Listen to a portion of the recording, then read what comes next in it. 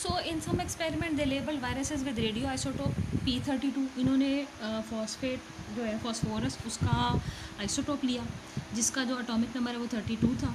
और ये radio isotope इसलिए क्योंकि रेडियो एक्टिविटी एमिट भी करता है, तो जब डीएनए सिंथेसाइज हो रहा होगा तो ये कहीं ना कहीं जाके इनकॉर्पोरेट हो सकते हैं, और ये जहाँ जहाँ जाएगा उससे हमें पता चल जाएगा कि डीएनए जो है वो कहाँ कहाँ जा रहा है और वो किस तरह से आगे जो है उसकी फंक्शनिंग है, उसका स्ट्रक्चर है, उसके बारे में हमें मालूमात मिल जाएगी। So in other experiment the viruses were grown on a medium containing S35। इसी तरह एक और जो तजर्बा था उसमें वायरसेस को ग्रो कराया गया एक ऐसे मीडियम में जिसमें रेडियो एक्टिव इसी तरह जो आइसोटोप था वो सल्फ़र का लिया गया S35। अमूमन सल्फ़र का जो नंबर होता है वो 32 होता है, तो ये 35 था।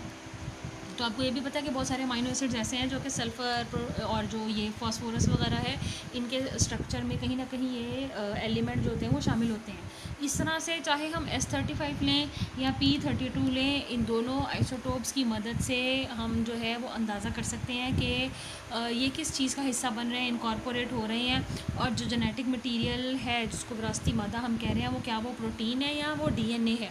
After the labelled viruses were permitted to infect bacteria, the bacterial cells were agitated violently to remove the protein codes of the infected viruses from the surface of bacteria।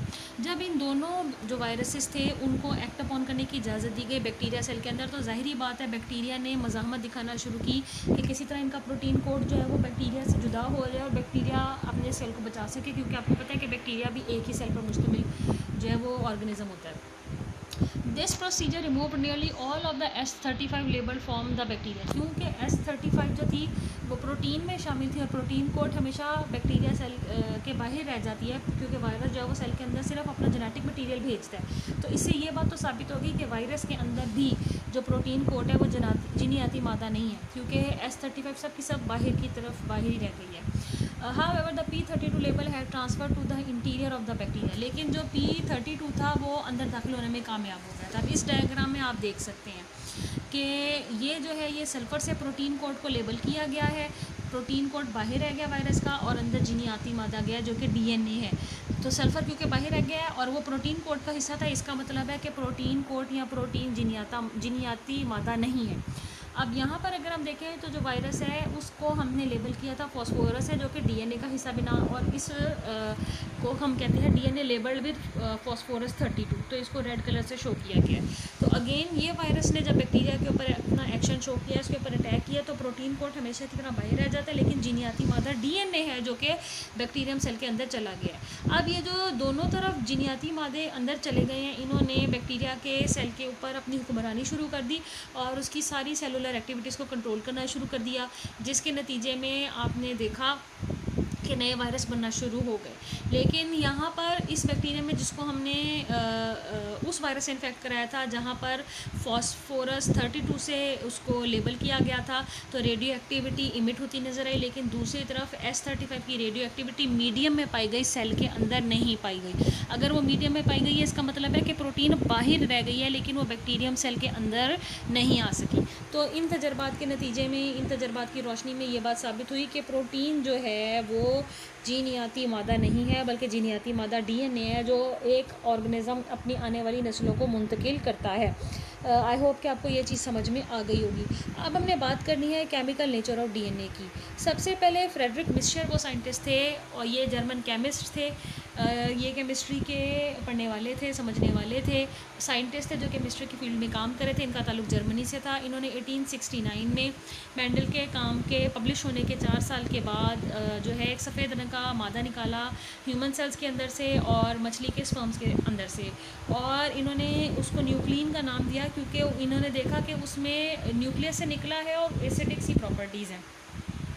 Since nuclein was acidic, so it came to known as nucleic acid. अब क्योंकि इसकी property के बारे में भी पता चल गया कि ये जो न्यूक्लिन नाम का मादा सेल के अंदर से निकाला गया है ये न्यूक्लियस के अंदर मौजूद था, तो इसको न्यूक्लिन का नाम दिया गया और इसकी जो प्रॉपर्टीज़ हैं वो एसिडिक हैं, तो इसको फिर न्यूक्लिन कहने के बजाय न्यूक्लिक एसिड कहा जाने लगा। 50 साल के बाद, इस रिसर्च के 50 साल के बाद इस मादे के ऊपर वक्तन फ़वक्तन मुख्तलिफ़ अदवार में मुख्तलिफ़ तरीक़ों से मुख्तलिफ़ ग्रुप ऑफ साइंटिस्ट ने रिसर्च करना शुरू कर दी, और आज हमें सबसे बेहतर तरीके से जो मालूमात है वो फ़राहम की है, जिसमें हमारे कॉन्सेप्ट क्लियर हुए हैं कि DNA जो कि न्यूक्लिक एसिड की एक किस्म है, इसका स्ट्रक्चर कैसा है। उससे पहले 1920 की दहाई के दौरान जो बेसिक स्ट्रक्चर है न्यूक्लिक एसिड का वो डिटर्मिन किया था कुछ बायोकेमिस्ट ने, जिनमें से एक का नाम है P.A. लिवीन। इन्होंने देखा था कि DNA के अंदर 3 मेन कंपोनेंट होते हैं। एक फॉस्फेट ग्रुप होता है जिसे PO4 कहते हैं, 5 कार्बन्स पर मुश्तमिल एक शुगर होती है, राइबोज शुगर अमूमन होती है, और नाइट्रोजन कंटेनिंग बड़ी बड़ी जो नाइट्रोजनस बेसिस होती हैं वो होती हैं। इनको हमने 2 कैटेगरीज में डिवाइड किया, प्यूराइंस और पिरामिडिन्स। प्यूराइंस जो थी वो बड़ी साइज़ वाली थी, इनके अंदर 2 रिंग मौजूद थे, और इसकी आगे से 2 किस्में थी, एडिनिन जिसे ए से शो करते हैं, गवानिन जिसे जी से शो करते हैं। पिरामिडिन्स जो थी वो एक रिंग पर मुश्तमिल नाइट्रोजनस बेस थी जो DNA के अंदर पाई गई थी। इनका साइज़ छोटा था, एक रिंग था, इनको कलेक्टिवली पिरामिडिन्स कहा गया। वैसे जो है इनकी आगे से 2 किस्में देखी गई, थायमीन जिसको T से ज़ाहिर करते हैं और साइटोसिन जिसे C से शो करते हैं। तो RNA में थायमीन नहीं होती, RNA में इसके अलग एक और पिरामिडिन होती है जिसे यूरासिल बोलते हैं, और उसको फिर वहाँ पर भी क्योंकि नाम फ़र्क है तो उसको U से शो करते हैं, T से शो नहीं करते। तो लिवीन ने कहा कि DNA और RNA दोनों जो मॉलिक्यूल्स हैं they are made up of nucleotides, और न्यूक्लियोटाइड्स की ये चेन्स हैं। जो RNA है ये भी न्यूक्लिक एसिड है, जो DNA है वो भी न्यूक्लिक एसिड है, लेकिन ये तो बात फिर सामने आपके आ गई कि DNA जो है वो विरासती मादा है। RNA भी एक इम्पॉर्टेंट किस्म है न्यूक्लिक एसिड की, और ये हमारे सेल्स में पाई जाती है, लेकिन ये इसके बारे में बाद में पता चला कि ये प्रोटीन फॉर्मेशन जो है उसमें इन्वॉल्व है। अब हमने देखना है कि न्यूक्लियोटाइड जो हम कह रहे हैं वो क्या चीज़ है। एक न्यूक्लियोटाइड के अंदर एक नाइट्रोजनस बेस होती है, is attached to carbon number 1 of the pentose sugar. एक पेंटोज शुगर होती है 5 कोनों वाली, 5 कार्बन एटम पर मुश्तमिल, और फॉस्फेट ग्रुप लगा होता है। इन तीनों को मिलाकर हम कहते हैं कि ये एक न्यूक्लियोटाइड है। तो in addition a free hydroxyl group is attached to 3 prime carbon atom. अब ये तीनों आपस में बॉन्ड बनाकर अटैच्ड होते हैं, और कहीं पर कोई ग्रुप लगा होता है केमिकल, कहीं पर कोई केमिकल ग्रुप लगा होता है, जिसके नतीजे में इन तीनों की अटैचमेंट में हम केमिस्ट्री के रूल्स को फॉलो करते हैं। हम देखते हैं कि कार्बन एटम्स जो हैं वो क्योंकि कोर बना रहे होते हैं, मेन स्ट्रक्चर बना रहे होते हैं, तो हम उनको लेबल कर देते हैं कार्बन एटम नंबर 1 2 3 4 5। फिर जिस कार्बन एटम पर आगे से आगे फंक्शनल ग्रुप्स लगे होते हैं तो हम उनका नाम लेते हैं। तो हम यहाँ पर बता रहे हैं कि जो फ्री हाइड्रोक्सिल ग्रुप अटैच्ड है कार्बन एटम नंबर 3 पर, तो 5 और 3 जो है वो अलाउ करते हैं ग्रुप्स को, और DNA और RNA में लॉन्ग चेंज जो है वो न्यूक्लिक एसिड की आपस में बनती चली जाती हैं। एक न्यूक्लिक एसिड दूसरे न्यूक्लिक एसिड से, एक न्यूक्लियोटाइड दूसरे न्यूक्लियोटाइड से, फिर तीसरे, फिर चौथे, एक लड़ी की सूरत में बॉन्ड बनाकर अटैच होता चला जाता है। इसी वजह से इसको कहते हैं poly nucleotide chain. So the 5 prime phosphate and 3 prime hydroxyl group allow DNA and RNA to form long chains of nucleic acid। तो ये वो 2 कार्बन एटम होते हैं जहाँ पर अटैचमेंट के लिए जगह खाली होती है, बॉन्ड बनाकर न्यूक्लियोटाइड्स एक दूसरे के साथ अटैच हो जाते हैं और लंबी लंबी चेन्स बनाते हैं, जिन्हें हम पॉली न्यूक्लियोटाइड्स चेन कहते हैं। अच्छा जी, अब हम ये बात जानते हैं कि ये लिंकेज जो है ये फॉस्फोडाइएस्टर बॉन्ड आगे हम देखते हैं कि कैसे बनता है। The reaction between phosphate group of 1 nucleotide and the hydroxyl group of another is a dehydration synthesis. इनकी जो आपस में बॉन्डिंग होती है वो डिहाइड्रेशन के नतीजे में होती है, क्योंकि एक पानी का मॉलिक्यूल इसमें से एलिमिनेट हो जाता है, और इनके दरमियान में जो स्पेशल ये बॉन्ड बनता है इसको फॉस्फोडाइएस्टर बॉन्ड कहते हैं। अब इसको फॉस्फोडाइएस्टर बॉन्ड इसलिए कहते हैं कि इसको POC बॉन्ड भी कहते हैं। अब इसको POC बॉन्ड भी हम क्यों कह रहे हैं, फॉस्फोडाइएस्टर बॉन्ड भी क्यों कह रहे हैं? P का मतलब है फॉस्फेट, वो ऑक्सीजन है, और C जो है वो कार्बन एटम है।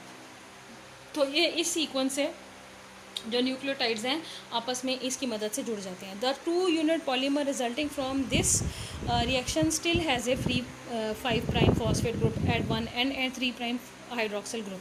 तो न्यूक्लियोटाइड की अरेंजमेंट ऐसी होती है कि हर बार जब एक न्यूक्लियोटाइड दूसरे न्यूक्लियोटाइड के साथ अटैच होता है, तो पहले के साथ अटैचमेंट के सिलसिले में जो दूसरा न्यूक्लियोटाइड जिसके साथ आके लगेगा उस पर 5 प्राइम और 3 प्राइम कार्बन की जो जगह होती है वो खाली होती है, जिस पर अगला न्यूक्लियोटाइड आकर अटैच हो जाता है। इसी तरह 3 न्यूक्लियोटाइड अटैच हो गए तो ये जो तीसरा आके लगा है इस पर 5 और 3 प्राइम की जगह खाली होती है, तो चौथा आके लग जाएगा।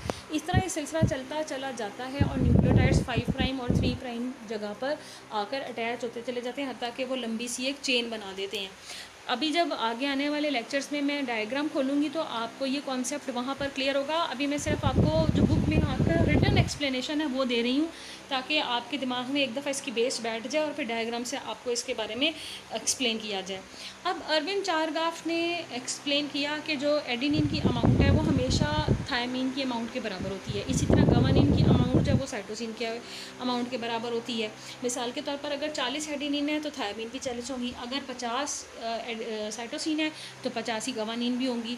तो इससे ये बात मालूम हुई कि ये जो बेसेस हैं आपस में ये इस तरह से जुड़ती है कि एक प्यूराइन एक पिरिमिडिन के साथ अटैच होती है। और ये भी बात साबित हुई कि एडेनिन हमेशा थायमीन के साथ अटैच हो सकती है और साइटोसिन और गवानिन हमेशा एक दूसरे के साथ अटैच हो सकती हैं। तो इस तरह से ये अरेंजमेंट पता चल गई और इक्वल प्रोपोर्शन आपको मिलेगी हमेशा ए और जी की, उतनी ही सी और टी की, क्योंकि जी के साथ सी ने कंबाइन करना है और ए के साथ टी ने।